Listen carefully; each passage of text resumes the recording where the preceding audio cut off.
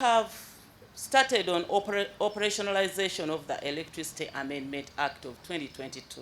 In line with Section 75, particularly subsection 7A of this Act, all renewable energy generators will begin paying royalties to local governments in their respective areas of operation. There, about 272 shillings per megawatt hour generated. The transmission segment has been opened up for private sector investment, and my ministry has developed the necessary framework for its full operationalization.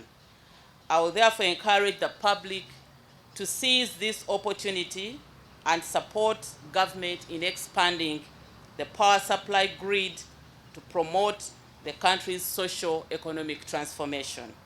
And with this amendment, we hope that the manufacturers who qualify will be able to purchase electricity direct from the power generators and energy access scale up. This is going to help us support over 1,360,000 households which are going to get connected. Uganda expects a load of 600 megawatts to its installed generation capacity with commissioning of the Nwoya-Based Karuma Hydropower.